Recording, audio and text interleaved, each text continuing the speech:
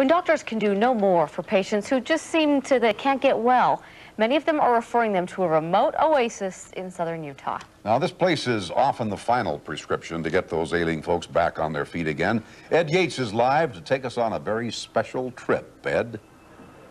That it is, Dick. It all begins at any hospital across the country. Surgeons successfully repair a patient's injury, but then the pain, moderate to severe, lingers. Eventually, these folks seek help elsewhere, perhaps to an oasis many call the last resort.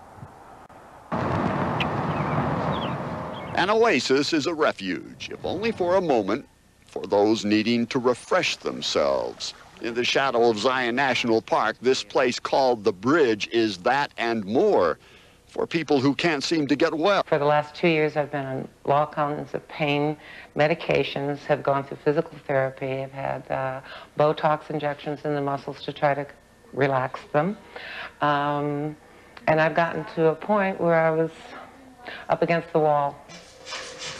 Susie Hicks had 2 major back operations. Surgeons repaired the damage, but the pain never goes away. We stop at the point of tightness and relax into the stretch. Physical and psychological therapy, meditation, yoga, diet, whatever works. Doctors and therapists gather under one roof, condensing conventional and alternative care into a 3-week package, dispensing it to patients with chronic pain, muscle spasms, even depression. We've really tried to address anything that could be keeping somebody ill or not allowing them to return to life. Randy Wilkerson's spine ailment is inoperable. He can't take medications, so he's suffered for the past 5 years. On a scale of 1 to 10? Most of the time been about a 9 or 10. I've been in a lot of pain. Let go of anything else you might be holding on to. Folks who come here, like 15-year-old Caitlin Kilo, don't expect cures. They just want skills that might help them manage their hurt. Is that I can go to school every day and be a happy teenager and not be depressed or in pain. Boy, we've seen people who have had up to maybe 10 failed back surgeries that could walk maybe 5 to 10 feet initially when they got here. But when they left, they could walk a mile.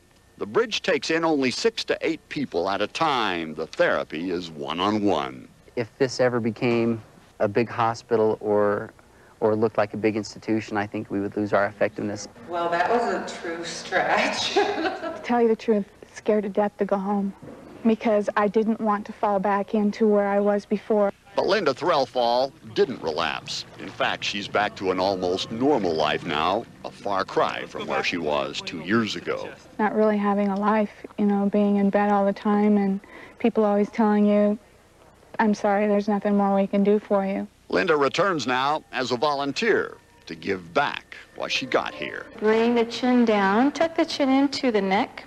Pull ailing people away from the world. Let them stay for a while fine-tuning new techniques, then release them to take a piece of this back home. Back to you, Dick Daney. Oh, very interesting story. Yeah, it was. Yeah. Thanks. All right.